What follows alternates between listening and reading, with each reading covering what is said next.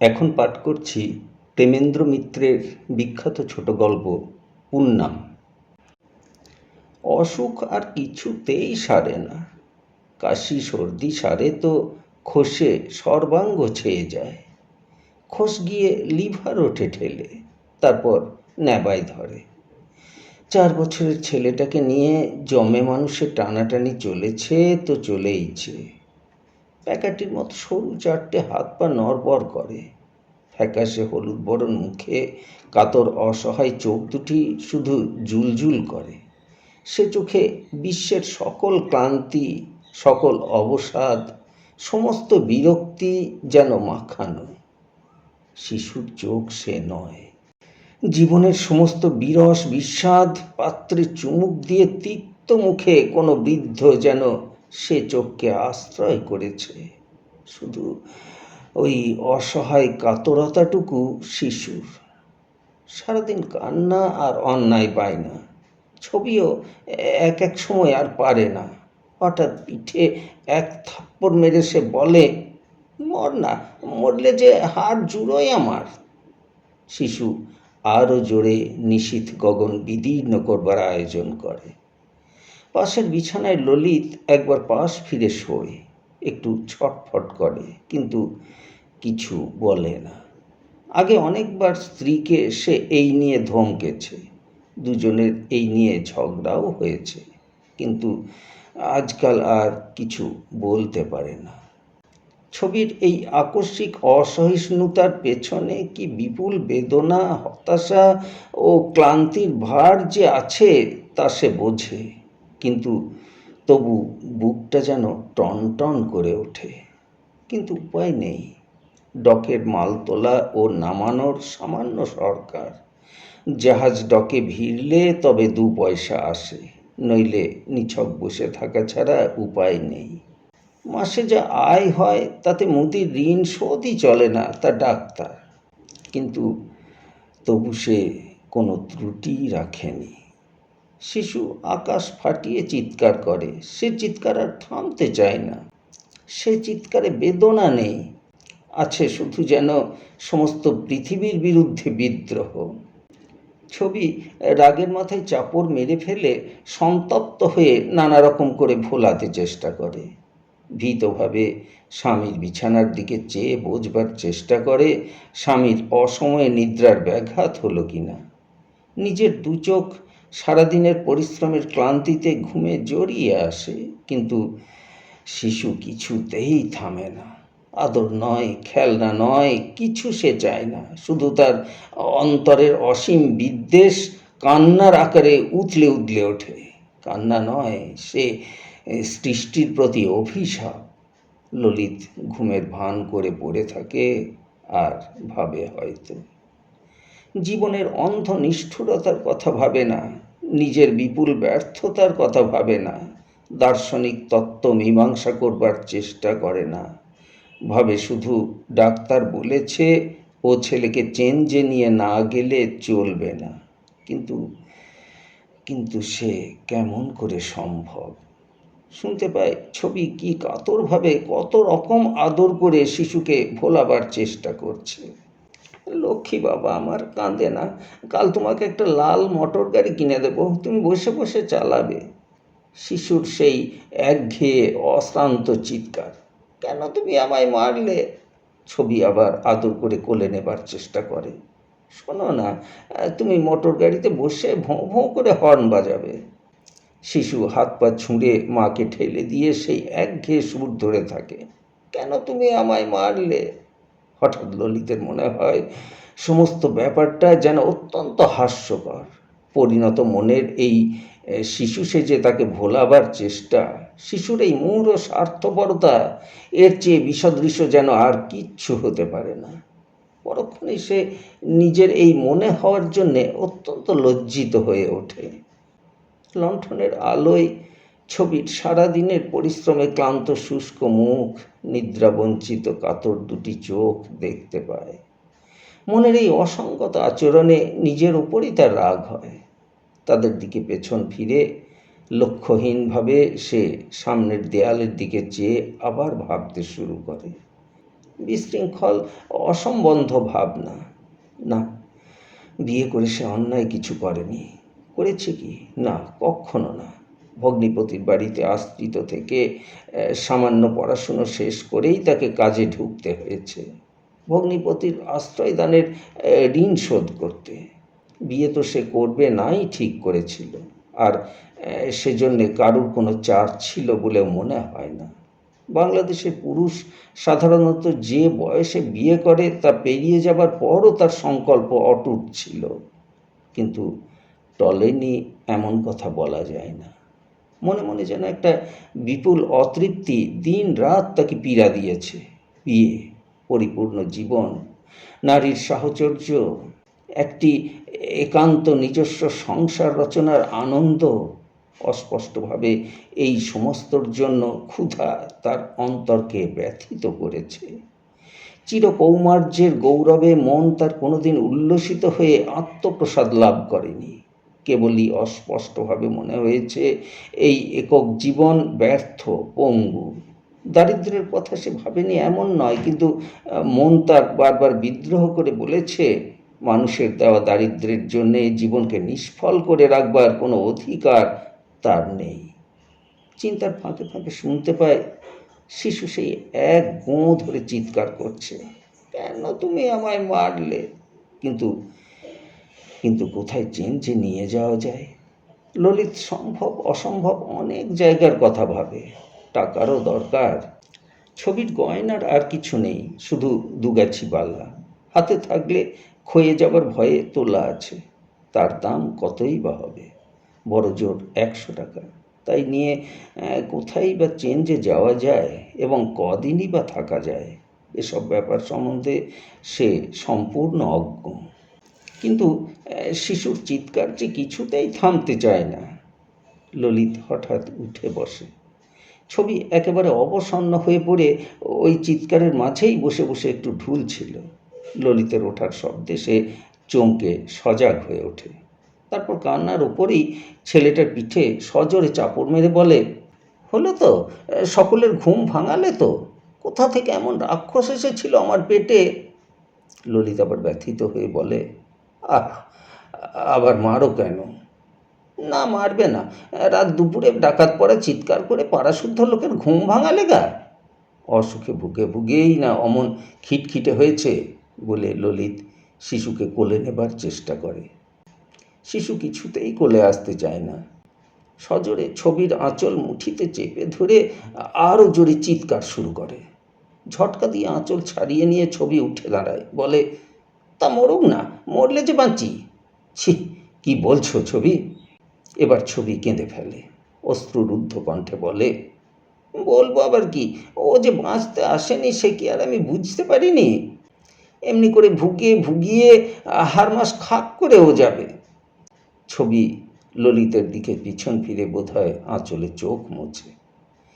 শিশু শীর্ণ রক্তহীন হাত বাড়িয়ে ললিতের কোল থেকে মার কাছে যাব বলে অশ্রান্তভাবে চিৎকার করে। ডাক্তার তো বলেছে চেঞ্জে নিয়ে গেলেই সারবে।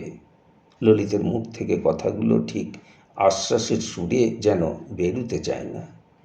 ও আশায় সে নিজেই যে বিশ্বাস হারিয়েছে। ছবি উত্তর দেয় না।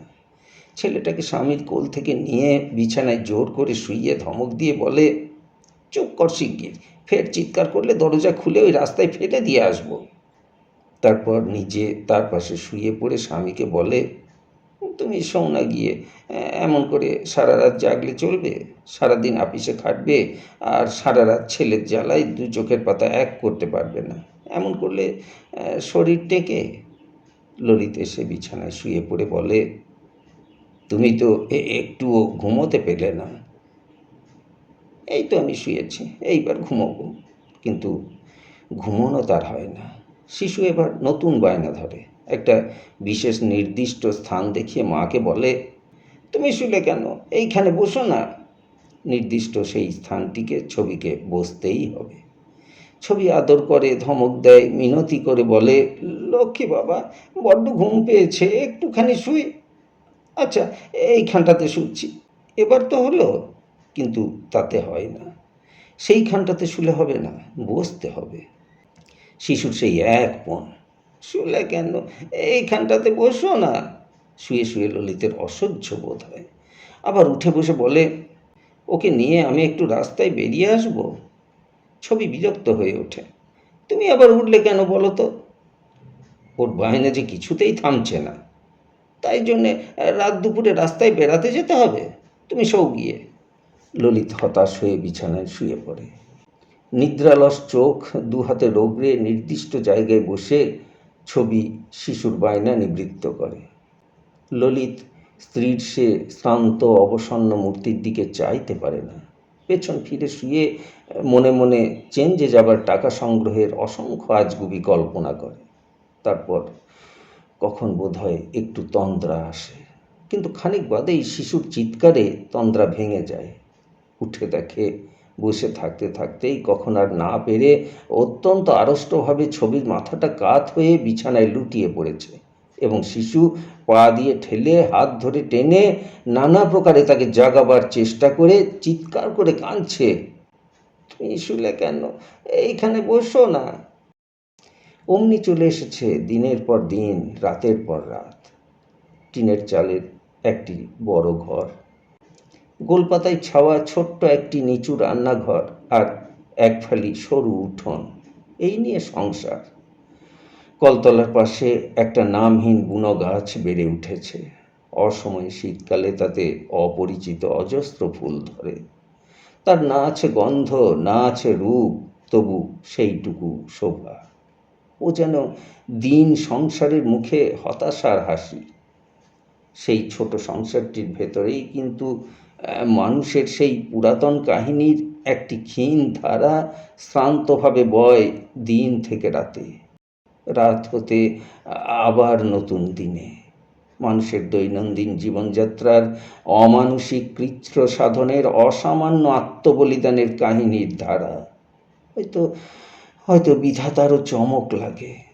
ললিত কিন্তু নিজেকে অন্যরকম বোঝায়।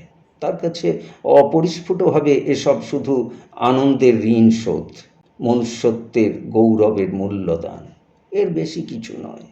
জীবন শুধু মন্থর স্রোতে হালকা নৌকোর মতো অত্যন্ত সহজে ভেসে যাবে ভেবে সে তো বিয়ে করেনি।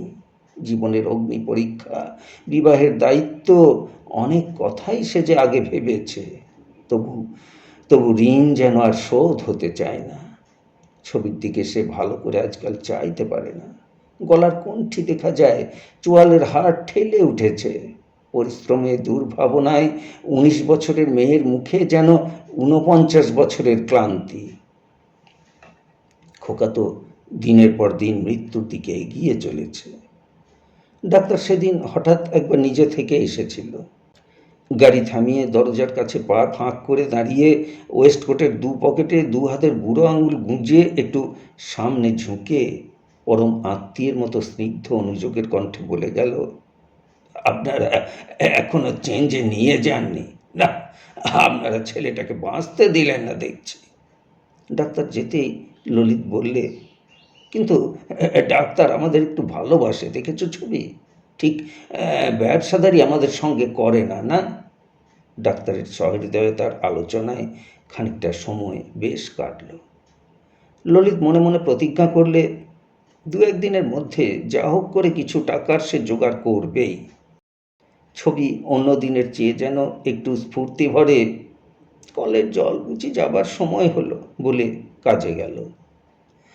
সমস্ত সংসারের উপর যে বেদনার গুরুভার চেপেছিল সেটা যেন অনেকটা হালকা হয়ে গেল সামান্য একটি মানুষের ক্ষণিকের অভিনয়ে। কিন্তু সে আর কতক্ষণ? আবার রাত্রি আসে। ললিত শ্রান্ত হতাশ হয়ে ঘরে ফেরে। শিশু নিয়মিত বায়না ধরে, মার আঁচল চেপে শুয়ে থাকে, মাকে সে ছেড়ে দেবে না। রান্না বান্না কিছু করতে হবে না আমার, এমনি করে বসে থাকলে চলবে। ছবি জোর করে চলে যাবার চেষ্টা করে। শিশুর কান্নায় কাতর হয়ে ললিত বলে, থাক না, আমি না হয় যা হোক বাজার থেকে কিছু কিনে আনছি, তুমি বসো ওর কাছে। হ্যাঁ, এই জলকাদায় অফিস থেকে ২ কোষ পথ হেঁটে এলে আবার এক্ষুনি যাবে বাজারে। ছেলের অত আদরে কাজ নেই, আর বাজারের খাবার তোমার সয় কোনো দিন? একদিন খেলে কিছু হবে না, আর তুমিও একদিন জিরোও না। ললিত যেন অনুনয় করে। না না, আমি রাঁধতে যাচ্ছি, এই বৃষ্টিতে বাজারে যেতে হবে না। ছবি জোর করে উঠে পড়ে। শিশু কেঁদে হাত পা ছুঁড়ে একাকার করে তোলে। ললিতার কথা না কয়ে বেরিয়ে যায়। বাইরে টিপ টিপ করে বৃষ্টি পড়ে। পথ কাদায় কাদা, পায়ে পায়ে জুতো সে কাদায় বসে যায়। ললিতের শ্রান্ত পা যেন কাদা থেকে আর উঠতে চায় না। ওই রুগ্ন 5 বছরের শিশুকে কেন্দ্র করে এই ছোট্ট সংসারটি ক্লান্ত পদে পরম দুঃখের ভার বহন করে নিঃশব্দে আবর্তন করে। শিশুর অন্ধ অবোধ স্বার্থপরতার কাছে অহরহ বলিদান চলে। ললিত ভাবে, শিশু ভবিষ্যৎ মানব, সে যে সব কিছু দাবি করতে পারে, কোনো ত্যাগই তার জন্যে যে যথেষ্ট নয়। ডাক্তার আর একদিন এসে বক্তৃতা দিয়ে গেছে। এবার আর সহৃদয়তার সুরে নয়, মুরব্বিয়ানার চালে। চেয়ারে আলগোছে বসে, কোলের ওপর টুপি খুলে ডান হাতে ছড়ি দোলাতে দোলাতে, কোমরে বাঁ হাত দিয়ে ঘাড় বাঁকিয়ে অনেক কথা বলে গেছে। শিশুকে সংসারে আনবার দায়িত্বের কথা, ভবিষ্যতের প্রতি কর্তব্যের কথা ইত্যাদি। যাবার সময় মোটরে উঠেও মুখ বার করে বলেছে, হ্যাঁ দেখুন, এমন করে একটা মানুষকে পৃথিবীতে নিজের সুখের জন্য এনে যারা তার প্রতি কর্তব্য করে না, তাদের জেল হওয়া উচিত। ঠিক বলুন, জেল হওয়া উচিত নয়? ললিত তেমনি আপিসে যায় আসে, কিন্তু তার মুখ যেন কঠিন হয়ে গেছে পাথরের মুখের মতো। তার মনের গোপনে কি সংকল্প জন্ম নিয়েছে কে জানে। খোকা সেরে উঠছে, স্পষ্ট সেরে উঠছে। খোলা বারান্দায় ডেক চেয়ারে বসে বসে ললিত খোকার খেলা দেখে। ছবি চেয়ারের পেছনে দাঁড়িয়ে বলে, কিন্তু কি সুন্দর জায়গা বাবু, আমার যেন আর কলকাতায় ফিরে যেতে ইচ্ছে করে না। তারপর মুখ নামিয়ে ললিতের কানের কাছে চুপি চুপি আনন্দোজ্জ্বল মুখে বলে, দেখো, কাল খোকাকে কোলে নিতে গিয়ে আমার হাত দুটো টন টন করে উঠল। রাঙামাটির দেশের রং যেন ছবির গালেও লেগেছে। শালবনের সজীবতা যেন তার সারা দেহে ঝলমল করে। ললিত তার দিকে একবার মুখ ফিরিয়ে চায়, তারপর নীরবে কি যেন ভাবে। ছবি খানিক বাদে হেঁকে বলে, ছি খোকা, ছেড়ে দাও, ওর লাগবে। খোকা তখন খেলার সাথীটির ঘাড়ের উপর চেপে তার মাথাটি মাটিতে ঠোকবার চেষ্টা করছে। অগত্যা ললিত উঠে গিয়ে ছাড়িয়ে দেয়।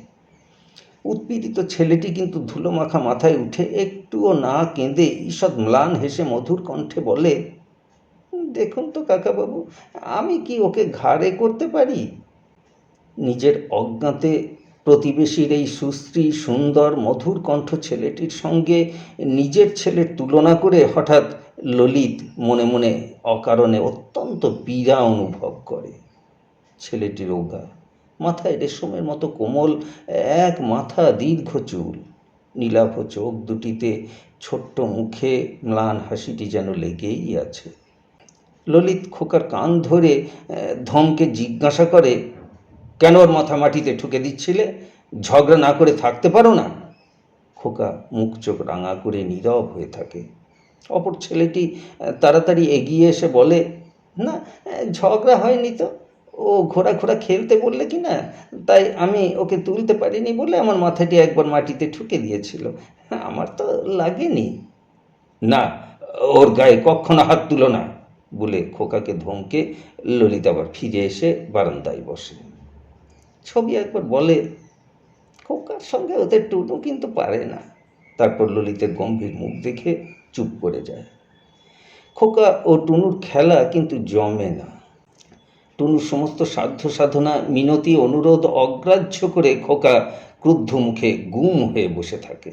তারপর হঠাৎ অকারণে প্রাণপণ শক্তিতে টুনুকে চিমটি কেটে দৌড়ে পালিয়ে যায়। টুনু কোকিয়ে কেঁদে ওঠে। ছবি গিয়ে তাড়াতাড়ি তাকে কোলে তুলে নিয়ে খোকাকে বকতে শুরু করে। শুধু ললিত চেয়ার থেকে ওঠে না, সমস্ত মুখ তার অকস্মাৎ বেদনায় কালো হয়ে যায়। টুনু শান্ত হয়ে খানিক বাদে যখন এসে বলে, কাকাবাবু, খোকা আমায় মেরেছে, আর আমি খেলতে আসবো না, তখনও পর্যন্ত ললিত কথা কয় না। সামনের দিকে চেয়ে নীরবে কি ভাবে সেই জানে। টুনু কিন্তু বিকেলবেলা আবার এলো। খোকাকে নিয়ে তখন ললিত একটু লেখাপড়ার চেষ্টা করছে এবং ৮ ঘন্টা পরিশ্রমে স্লেটের উপর খোকাকে দিয়ে অকারের যৎসামান্য সাদৃশ্যেরও কোনো অক্ষর লেখাতে না পেরে হতাশ হয়ে উঠেছে। টুনু এসে এক পাশটিতে চুপ করে বসল। ললিত বললে, তুমি লিখতে পারো টুনু? একগাল হেসে টুনু বললে, পারি কাকাবাবু, আমি বোধোদয় থেকে টানাও লিখতে পারি। লিখবো কাকাবাবু? অবাক হয়ে ললিত বললে, তুমি বোধোদয় পড়ো? বোধোদয় আমার শেষ হয়ে গেছে, লিখে দেখাবো কাকাবাবু? বলে আগ্রহ ভরে টুনু স্লেটের দিকে হাত বাড়ালো। খোকা কিন্তু স্লেট দিলে না, দৃঢ় মুষ্টিতে স্লেট আঁকড়ে ধরে রইল। ওকে স্লেটটা দিতে বলুন না কাকাবাবু, টুনু অনুনয় করে বললে। আমি আমি খুব ভালো করে লিখে দেখাবো। হঠাৎ কঠিন স্বরে ললিত বললে, থাক, তোমাকে লিখতে হবে না, ও এখন পড়ছে, এখন তুমি বাড়ি যাও। টুনু অপ্রত্যাশিত কঠিন স্বরে ভীত হয়ে মুখটি কাঁচুমাচু করে আস্তে আস্তে চলে গেল। ললিত কিন্তু আর এক মুহূর্তও বসে থাকতে পারলে না। টুনু যেতে না যেতে সে গম্ভীর মুখে উঠে বেরিয়ে গেল। দেখা হতে ছবি জিজ্ঞাসা করলে, আজ এরই মধ্যে পড়াশোনা হয়ে গেল? বাবা, ওকে নিয়ে তুমি যেরকম উঠে পড়ে লেগেছ, জজ ম্যাজিস্ট্রেট না করে ছাড়বে না। গম্ভীর মুখে ললিত শুধু বললে, হুম। দুদিন টুনু আর আসে না। ললিতের লজ্জা, গ্লানি ও অনুশোচনার আর অন্ত নেই। খোকাকে নিয়ে একবার তাদের বাড়ি যাবার জন্য বেরিয়েও সে মাঝপথ থেকে ফিরে এলো। নিজের মাথা তার নিজের কাছে চিরকালের জন্য হেঁট হয়ে গেছে। পরদিন হঠাৎ সকালে বাইরের গেটের কাছে বেরিয়ে এসে চমকে ডাকলে, টুনু। গেটের পাশে দাঁড়িয়ে টুনু উৎসুক দৃষ্টিতে ভেতরের দিকে চাইছিল। ললিতকে দেখতে পেয়ে সে ভীত কুণ্ঠিতভাবে চলে যাবার উপক্রম করলে। তুমি আর খোকার সঙ্গে খেলতে আসো না কেন টুনু? সাদর সম্ভাষণে ভরসা পেয়ে টুনু অত্যন্ত কুণ্ঠিতভাবে বললে, আপনি তাহলে আর বকবেন না তো কাকাবাবু? অকারণেই ললিতের চোখ অশ্রু সজল হয়ে উঠল। এই ক্ষীণকায় ফুলের মতো কমনীয় ছেলেটির সমস্ত কথাবার্তা, আচরণে এমন একটি করুণ মাধুর্য আছে। তাড়াতাড়ি তাকে বুকে তুলে নিয়ে ললাটে চুমু খেয়ে ললিত বললে, না বাবা, কেন আমি তোমায় বকবো? টুনুর মুখ তৎক্ষণাৎ হাসিতে উজ্জ্বল হয়ে উঠল। বললে, আমি খেলতে যাই তাহলে? তাকে নামিয়ে দিয়ে ললিত বললে, যাও। টুনু উল্লসিত হয়ে ছুটে গেল। দুদিন বাদে আজ প্রথম প্রসন্ন মনে ললিত বেড়াতে বেরিয়ে গেল। ফিরে এসে সে প্রসন্নতা তার রইল না। দরজার কাছ থেকেই খোকার উচ্চ ক্রুদ্ধ কণ্ঠ শুনতে পাওয়া গেল, না, ওকে দুটো দিতে পারবে না মা? কেন ও নিজের বাড়িতে গিয়ে খেতে পারে না? হ্যাংলা কোথাকার! লজ্জায়, বেদনায়, রাগে ললিতের কান পর্যন্ত রাঙা হয়ে উঠল। হিংসার এই জঘন্য রূপ ওইটুকু শিশুর মাঝে প্রকাশ পেল কোথা থেকে? ভাবতে ভাবতে সে নিঃশব্দে আপনার ঘরে গিয়ে ঢুকল। সেখান থেকে শুনতে পেল ছবি বোঝাবার চেষ্টা করছে, না বাবা, ওরকম হিংসুটেপনা কি করতে আছে? ও তোমার ভাই হয়, ও দুটো খাক, তুমিও দুটো খাও। টুনুর মিষ্ট গলা শোনা গেল, আমি তো দুটো সন্দেশ খাবো না কাকিমা, আমার অসুখ করেছে কি না, আমি একটুখানি খাবো শুধু। আচ্ছা বাবা, তুমি একটা নাও, আর খোকন এই তোমার দুটো, কেমন হলো তো? কিন্তু এও খোকার মনোপুত নয়।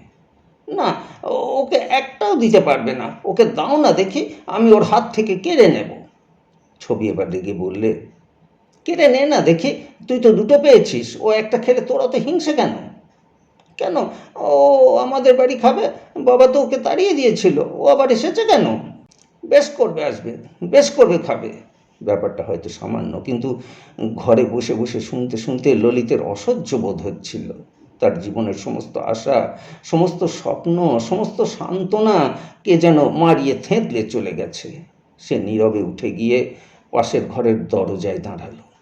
ছবি তখন টুনুর হাতে একটি সন্দেশ দিয়েছে। টুনু বলছিল, আমি তো সবটা খাবো না কাকিমা, আমার বড্ড অসুখ করেছে কি না, আমার তো খেতে নেই।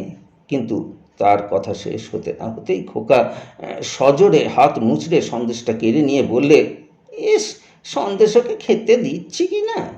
হাতের ব্যথায় টুনু কাতর হয়ে কেঁদে উঠল। ছবি রেগে খোকার পিঠে চর কষিয়ে দিলে। ললিত যেমন নীরবে এসেছিল তেমনি নীরবে নিজের ঘরে ফিরে গেল। ছবি এসে বললে, আহা, ওদের টুনুর বড্ড অসুখ গো। ললিত সন্ধ্যার অন্ধকারে বারান্দায় বসেছিল। ব্যগ্র কণ্ঠে জিজ্ঞাসা করলে, কার? হ্যাঁ, টুনুর? হ্যাঁ গো, ওর মাথায় কাঁদছিল। ছেলেটা এমন ভালো জায়গায় এসেও সারল না, দিন দিন যেন কেমন শুকিয়ে গেল। ললিত আবার মুখ ফিরিয়ে নীরবে দূরে অন্ধকার গিরিশ শ্রেণীর দিকেই বোধহয় চেয়ে রইল। ছবি ঘরে যাবার উদ্যোগ করতে কিন্তু ললিত হঠাৎ আঁচল ধরে টেনে বললে, শোনো। কি? বলে ছবি কাছে এসে দাঁড়ালো। আবার খানিকক্ষণ চুপচাপ। কি বলবে তাড়াতাড়ি বলো বাবু, আমার কাজ আছে। চেয়ারটা ছবির দিকে ঘুরিয়ে নিয়ে বসে ললিত বললে, খোকা তো বেশ সেরে গেছে, তাই না ছবি? তাই তো মনে হচ্ছে। তাহলে তুমি খুব খুশি হয়েছো তো? কি যে বলো, তার মাথা মুন্ডু নেই। এ কি আবার জিজ্ঞেস করে নাকি মানুষ? আমি খুশি হয়েছি আর তুমি খুশি হওনি? ললিত শুধু বললে, হুম। ছবি আবার চলে যাচ্ছিল। ফের তার আঁচল টেনে ধরে ললিত বললে, এই খোকা হয়তো বড় হবে, মানুষ হবে, সংসার করবে। কি বলো ছবি? গলার স্বরটা ছবির কাছে যেন অস্বাভাবিক মনে হলো। বললে, কি তুমি যা তা বলছো বলো তো? শোনো না, এই খোকা ভবিষ্যতের আশা। পুত্র পৌত্রাদিক্রমে এ পৃথিবীকে ভোগ করবে, ধন্য করবে। তাই জন্যে আমাদের এই এত আয়োজন, এত ত্যাগ, বুঝেছ? যাও, ন্যাকামি আমার ভালো লাগে না, বলে জোর করে আঁচল ছাড়িয়ে ছবি চলে গেল। ললিত অন্ধকারে বসে বোধহয় সেই ভবিষ্যতের একটু আভাস কল্পনায় দেখবার চেষ্টা করতে লাগল। কদিন বাদে হঠাৎ অর্ধরাতে কান্নার স্বরে ঘুম ভেঙে উঠে ছবি ললিতকে জাগিয়ে বললে, শুনতে পাচ্ছ? ললিত বললে, হুম। ছবি ভীত পাংশু মুখে বললে, কান্নাটা টুনুদের বাড়ি থেকেই আসছে না? তাই তো মনে হচ্ছে। কাল বড্ড বাড়াবাড়ি গেছে, বোধহয় মারা গেল, বলে ছবি চোখ মুছলে। ললিত বিছানা থেকে নেমে জানলার কাছে গিয়ে দাঁড়ালো। তারপর ঘরের মধ্যে পায়চারি করে বেড়াতে বেড়াতে হঠাৎ থমকে দাঁড়িয়ে বিকৃত স্বরে বললে, টুনু মরে গেল আর আমাদের ছেলে বেঁচে উঠল। আশ্চর্য নয় ছবি? ছবি একবার শিউরে উঠল মাত্র, উত্তর দিল না। ললিত মাথা নিচু করে পায়চারি করে বেড়াতে বেড়াতে বলে যেতে লাগলো, আমরা আমরা অনেক ত্যাগ করেছি, অনেক সয়েছি। আমাদের ছেলে বাঁচবেই যে ছবি। আমাদের ছেলের মতো আরও কোটি কোটি ছেলে বাঁচবে, বড় হবে, রেষারেষি মারামারি কাটাকাটি করে পৃথিবীকে সরগরম করে রাখবে। নইলে আমাদের এত চেষ্টা, এত কষ্ট স্বীকার যে বৃথা ছবি। সর্দার অত্যন্ত অস্বাভাবিক।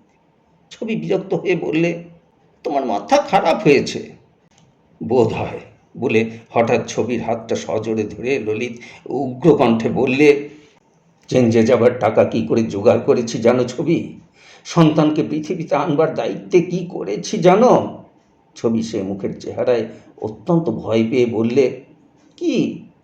চুরি করেছি, জুয়া চুরি করেছি, লুকিয়ে জাহাজের গাঁটরি বিক্রি করেছি। ভবিষ্যতের মানুষের দাবি মেটাতে অন্যায় করিনি নিশ্চয়? তাহলে কি হবে? ছবির স্বর ভয়ে কাঁপছিল।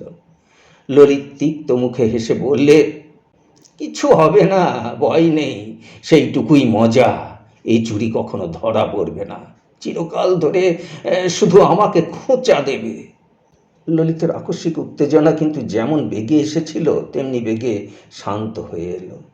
দরজা খুলে বাইরে বারান্দায় সে বেরিয়ে গেল এবং শীতল স্নিগ্ধ অন্ধকারে কিছুক্ষণ নীরবে দাঁড়িয়ে থাকার পর তার মনে হলো, এতখানি ক্ষুব্ধ বিচলিত হবার বুঝি কিছুই কারণ নেই।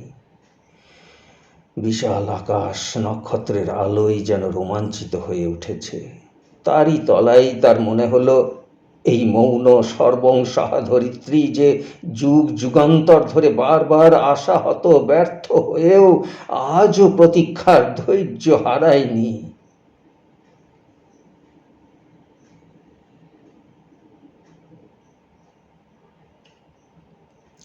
বিশাল আকাশ নক্ষত্রের আলোয় যেন রোমাঞ্চিত হয়ে উঠেছে। তারই তলায় তার মনে হলো, এই মৌন সর্বংসহা ধরিত্রী যে যুগ যুগান্তর ধরে বারবার আশাহত ব্যর্থ হয়েও আজও প্রতীক্ষার ধৈর্য হারায়নি।